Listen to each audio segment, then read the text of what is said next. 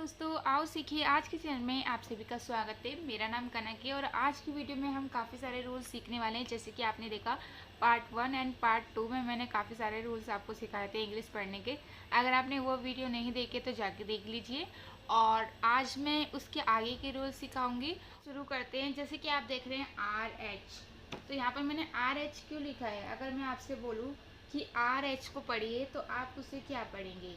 आप एक बार सोच लीजिए कि इसको आप क्या पढ़ेंगे। आप पढ़ेंगे र और H को ह पढ़ देंगे, यानी कि रह, इस तरीके से पढ़ेंगे। पर ये गलत है। अब ऐसा क्यों, चलिए मैं आपको बता देती हूँ। तो यहाँ पर देखिए, कहीं पर भी अगर R और H साथ में आता है तो हम H को नहीं पढ़ते हैं। ये चीज़ याद रखिएगा। कहीं पर भी R और H आएगा तो आपको H को नहीं पढ़ना है, ठीक है। जैसे कि मैं आपको एग्जाम्पल के तौर पे दिखा देती हूँ। H को नहीं पढ़ा जा रहा है, ठीक है। ये चीज़ याद रखिएगा। कहीं पर भी R और H साथ में होंगे तो आपको H को नहीं पढ़ना है। जैसे कि राइम हो गया, रिदम हो गया, रैट्रिक हो गया, रैपसीड हो गया। तो इस तरीके से आप देख रहे हैं। जैसे कि यहाँ पर क्या है, R को क्या पढ़ रहे हैं, रा पढ़ रहे हैं, ठीक है। और Y को हम क्या पढ़ रहे हैं, I पढ़ रहे हैं। देखिए एक चीज़ याद रखिएगा कि Y को I भी पढ़ा जाता है और E भी पढ़ा जाता है। ज़्यादातर Y को ई ही पढ़ा जाता है, पर हाँ कहीं कहीं Y को आई पढ़ा जाता है। जैसे कि Y के बाद एक वर्ड छोड़ के ई है, तो इसलिए यहाँ पर Y को आई पढ़ा जा रहा है। तो यहाँ पर आप देख रहे हैं Y को आई पढ़ा जा रहा है, R को हमने रा पढ़ा और M को हमने म पढ़ा। क्योंकि लास्ट वाले को हम नहीं पढ़ते हैं तो हमने उसको नहीं पढ़ा, ठीक है। यहाँ पर आपको समझ में आ गया। अब यहाँ पर देखिए, यहाँ पर भी R को रा पढ़ रहे हैं, Y को ई पढ़ रहे हैं। अब देखिए यहाँ पर Y को I पढ़ा गया था और यहाँ पर E पढ़ा गया था, क्योंकि यहाँ पर E था और यहाँ पर E नहीं है, तो इसलिए हम यहाँ पर इसे E पढ़ रहे हैं, ठीक है। तो री हो गया और TH को हम दा पढ़ते हैं और M को हम माँ पढ़ रहे हैं, ठीक है। अब हम वैसे तो यहाँ पर रूल्स के हिसाब से इसको आधा रा लिखना है, आधा दा लिखना चाहिए, ठीक है। तो यहाँ पर आधा दा मान लीजिए और M को माँ, ठीक है, रिदम। और उसके बाद देखिए फिर से R को रा पढ़ रहे हैं, E को ए पढ़ रहे हैं, T को टा पढ़ रहे हैं, O को हम यहाँ पर नहीं पढ़ेंगे। देखिए OR कहीं पर भी साथ में होगा, जैसे कि बीच में होगा या फिर लास्ट में होगा। अगर OR अकेला होगा तब तो आपको उसको अलग पढ़ना है, ठीक है। अगर बीच में होगा तो आपको उसमें से O को नहीं पढ़ना है, OR, ठीक है।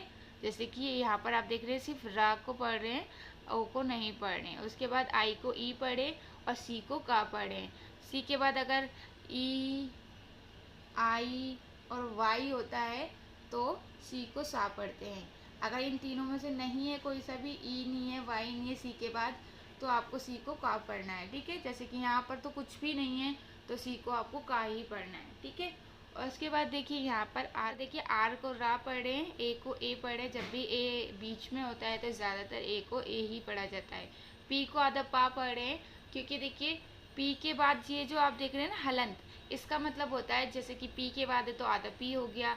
अगर यही आप एम के बाद लगा देंगे तो वो आधा माँ हो जाएगा। एल के बाद नीचे लगा देंगे तो वो आधा ला हो जाएगा। तो जहाँ पर भी ये लगाएंगे वो आधा हो जाएगा, ठीक है।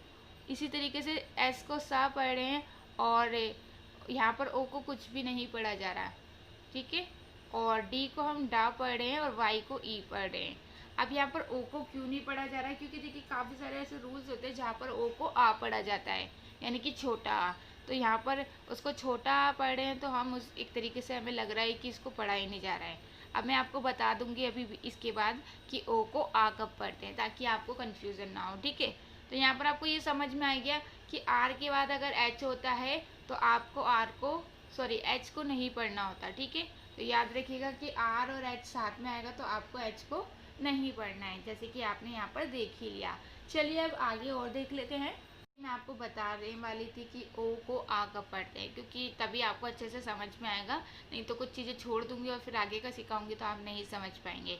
तो यहाँ पर देखिए ओ को आ कब पढ़ते हैं, जैसे कि जो भी बड़ी बड़ी वर्ड मीनिंग होती है उनके लास्ट में या फिर बीच में भी कभी कभी तो ओ को आ पढ़ते हैं। जैसे कि ओ आर साथ में होगा, ओ एन साथ में होगा और ओ एम भी होगा। वैसे ओ एम तो क्या होता है, ओ एम ज़्यादा नहीं होता है, पर कहीं कहीं ओ एम साथ में होता है तो ओ को आ पढ़ा जाता है, ठीक है।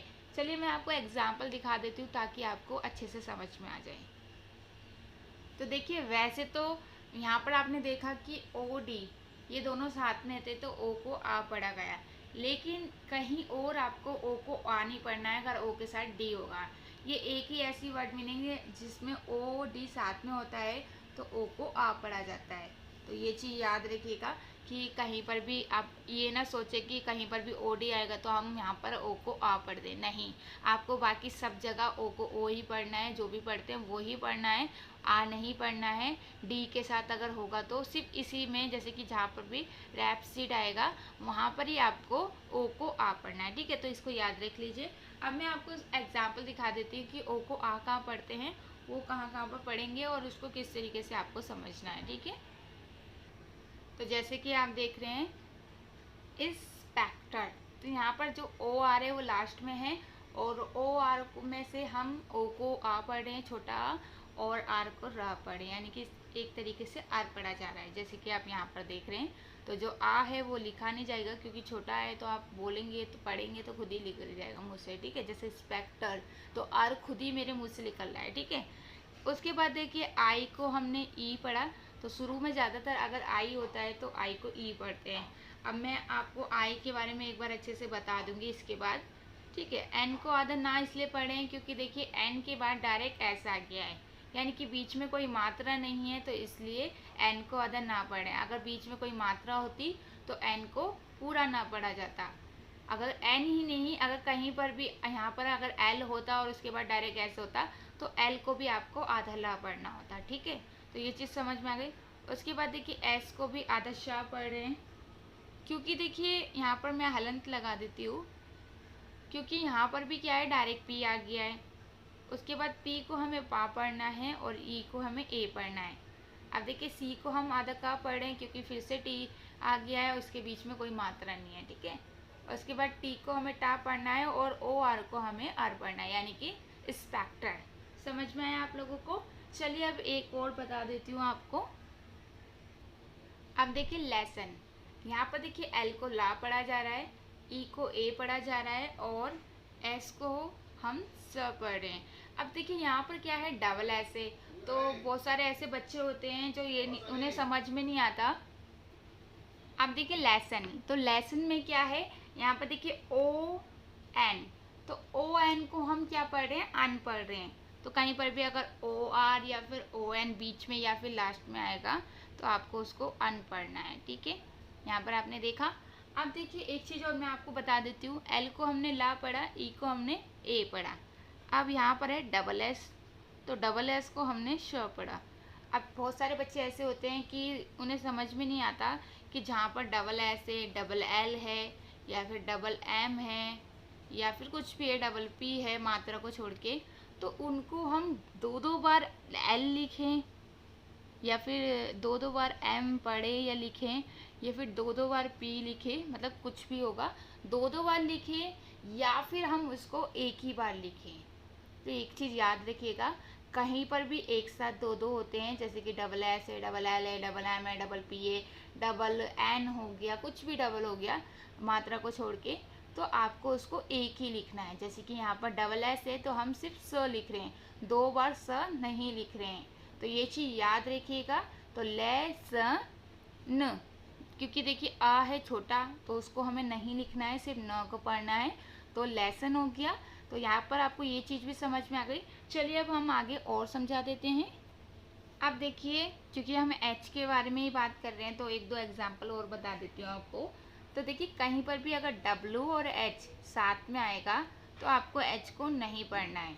पर हाँ एक चीज़ याद रखिएगा, खाली आपको ये चीज़ याद नहीं रखनी है कि डब्ल्यू एच साथ में आएगा तो आपको एच को नहीं पढ़ना है, नहीं। आपको एक चीज़ और भी याद रखनी है कि डब्ल्यू एच के बाद अगर मात्रा आएगी तो ही आपको एच को नहीं पढ़ना है। अगर डब्ल्यू एच के बाद मात्रा नहीं है, यानी कि मान लीजिए एल है या फिर एम है या फिर पी है, कुछ भी है मात्रा को छोड़ के, तो आपको एच को पढ़ना होगा। ये चीज़ याद रखिएगा। कभी आप ऐसा सोचे कि कहीं पर भी डब्ल्यू एच आएगा तो आपको एच को नहीं पढ़ना है, ये चीज़ ऐसी गलती ना करें। अब मैं आपको एग्जांपल दिखा देती हूँ ताकि आपको और अच्छे से समझ में आए। जैसे कि वॉट, तो वॉट में आप देख रहे हैं डब्ल्यू को वाह पढ़ रहे हैं और एच को हम नहीं पढ़ें क्योंकि एच के बाद क्या है ए है। डब्ल्यू एच के बाद क्या है, ए है, और ए क्या है, एक मात्रा है। जैसे कि ए भी मात्रा, ई भी मात्रा, आई भी मात्रा और वाई भी मात्रा होती है, जिसे सेमी वोबल्स बोलते हैं, क्योंकि इसे ई आई पढ़ा जाता है तो इसलिए ये भी मात्रा है। ठीक है, तो यहाँ पर ए है, तो ए तो मैंने बताया कि अगर मात्रा होगी तो आपको एच को नहीं पढ़ना है, तो इसलिए हम यहाँ पर एच को नहीं पढ़ रहे हैं, टी को हमें ट पढ़ देना है। ठीक है, तो ये समझ में आ गया। चलिए मैं एक दो एग्जाम्पल और दे देती हूँ जहाँ जहाँ पर वाई ई वाई जो भी आता है। तो जैसे कि आप देख रहे हैं वीट हो गया, व्हील हो गया, तो यहाँ पर भी देखिए डब्ल्यू एच है और उसके बाद ई है। तो हमने बोला ना कि मात्रा आएगी, यानी कि इन चारों में से अगर कोई सा भी आएगा तो आपको क्या करना है, डब्ल्यू एच में से एच को नहीं पढ़ना है। ठीक है, तो ये चीज़ याद रखिएगा, यहाँ पर ओ की बात नहीं हो रही है। किसकी बात नहीं हो रही, ओ की। अगर इस डब्ल्यू एच के बाद ओ आएगा तो आपको डब्ल्यू एच में से एच को पढ़ना है। यहाँ पर सिर्फ मात्रा में किन किन की बात हो रही है, ए की हो रही है, ई की हो रही है, आई की हो रही है, वाई की हो रही है। यानी कि अगर डब्ल्यू एच के बाद ए ई आई वाई होगा तो ही आपको एच को नहीं पढ़ना है। ठीक है, अभी ये मैंने ओ को लास्ट में इसलिए बताया क्योंकि आपको अच्छे से समझाना है, तो हर चीज़ अच्छे से बतानी पड़ेगी तभी आपको समझ में आएगा। ठीक है, और उसके बाद देखिए जैसे कि वीट में आप देख रहे हैं डब्ल्यू एच में डब्ल्यू को वा पढ़ा, ई को ई पढ़ा और ई को ई पढ़ा, ये चीज़ तो याद रखिएगा। पर एक चीज़ और मैं आपको बता दूँ, ई ए, तो कहीं पर भी अगर ई ए साथ में होगा तो आपको ई ए को ई की मात्रा पढ़ना है। ठीक है, तो याद रखिएगा कि ई ए को ई की मात्रा पढ़ते हैं, तो यहाँ पर हमने इसको ई पढ़ दिया और टी को हमने टा पढ़ दिया, यानी कि वीट। उसके बाद देखिए व्हील, तो व्हील में आप देख रहे हैं डब्ल्यू एच और फिर से ई आ गया है।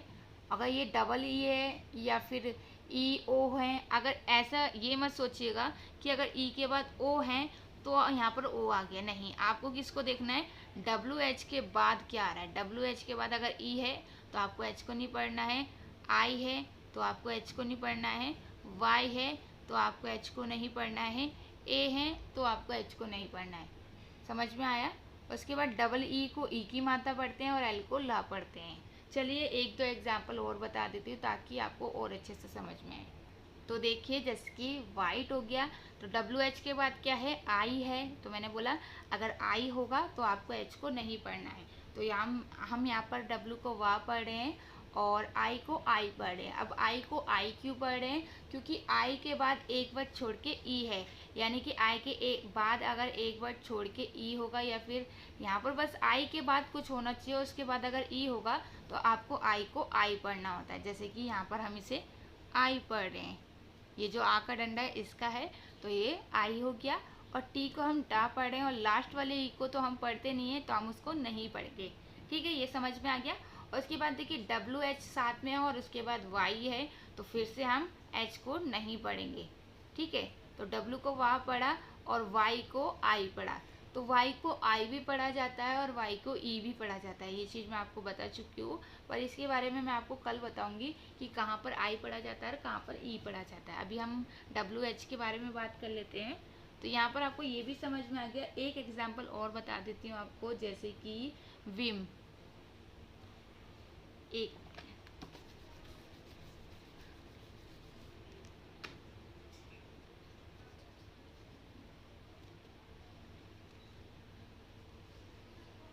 तो यहाँ पर आप देख रहे हैं डब्ल्यू एच साथ में और फिर से आई आ गया है, तो इसे डब्ल्यू को वाह पढ़े, आई को ई पढ़े, एम को माँ पढ़े। ठीक है, तो ये भी समझ में आ गया। चलिए अब आगे और सीख लेते हैं। अब यहाँ पर देखिए, अभी मैंने आपको क्या बताया था कि डब्ल्यू एच के बाद अगर ई आई वाई या फिर ए होगा तो आपको डब्ल्यू एच में से एच को नहीं पढ़ना है। अब मैंने ये क्यों बोला था कि भाई ओ होगा तो आपको ये नहीं रखना है, यानी कि आपको अगर डब्ल्यू एच के बाद ओ होगा तो आपको एच को पढ़ना होगा। क्योंकि देखिए कहीं पर भी अगर डब्ल्यू एच के बाद ओ होता है तो हम डब्ल्यू को नहीं पढ़ते हैं, ये चीज़ याद रखिएगा। जहाँ मैंने एक तरफ आपको ये चीज़ बताई कि डब्ल्यू एच के बाद अगर ए ई आई और वाई होता है तो हम एच को नहीं पढ़ते हैं, उसी तरह अगर डब्ल्यू एच के बाद ओ होता है तो हम डब्ल्यू को नहीं पढ़ेंगे। ये चीज़ याद रखिएगा, कभी आप इस चीज़ में गलती कर दे और बाद में आपको समझ में ना आए। ठीक है, तो ये चीज़ समझ लीजिए या फिर इसका स्क्रीनशॉट ले लीजिए। और उसके बाद जैसे कि आप देख रहे हैं हु, तो WHO, तो W को हम नहीं पढ़ रहे हैं क्योंकि O है, तो H को हम हा पढ़ रहे हैं और O को हम ऊ पढ़ रहे हैं यानी कि हु। इसी तरीके से होल में आप देख रहे हैं WH है और उसके बाद O है। क्या है?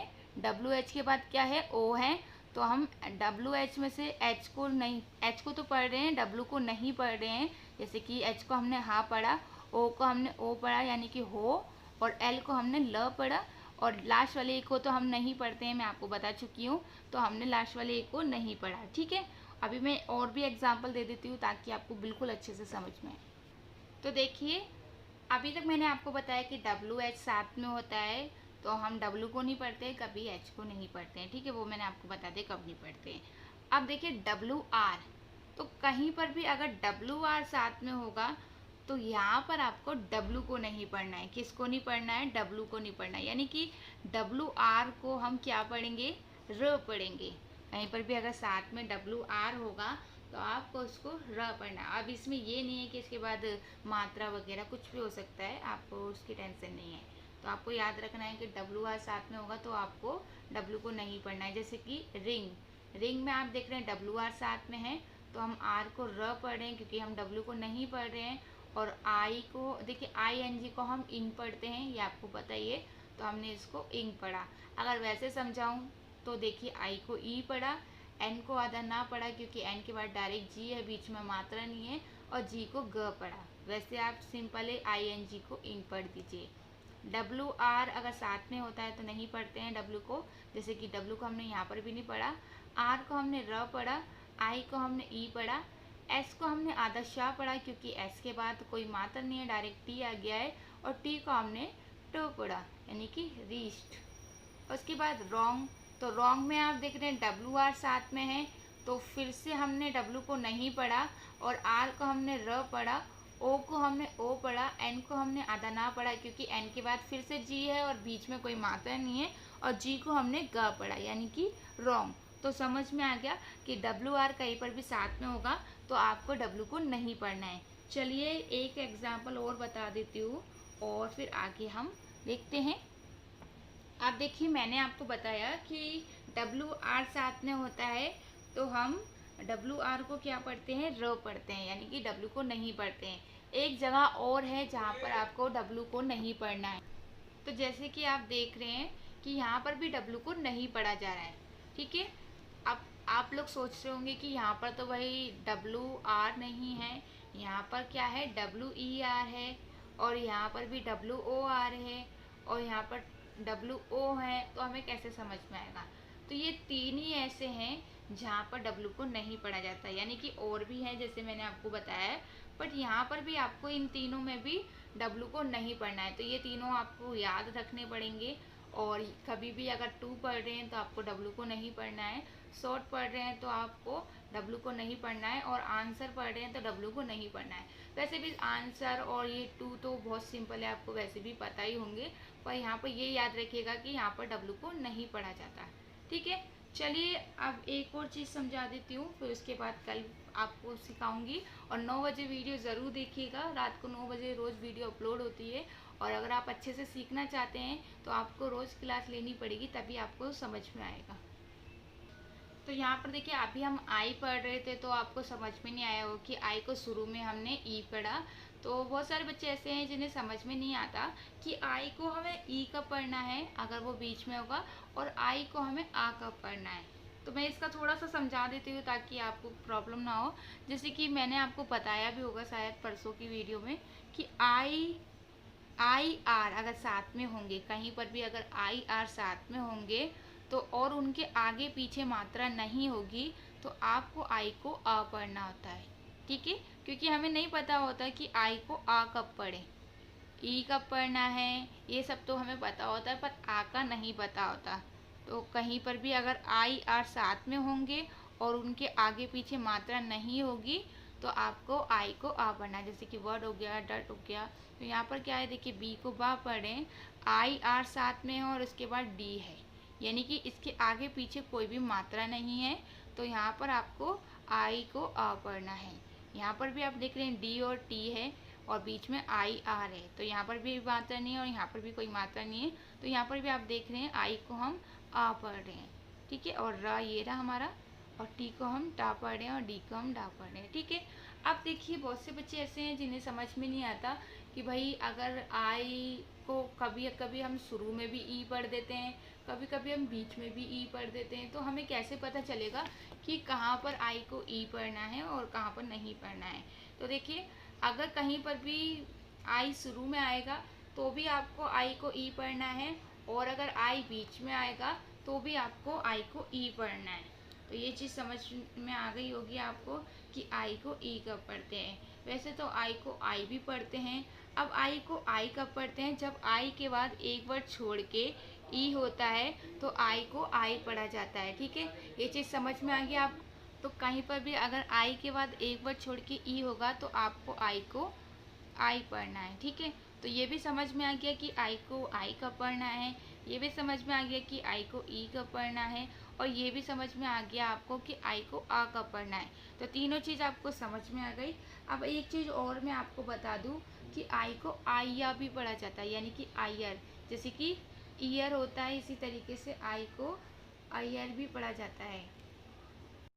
को समझ में आ गई।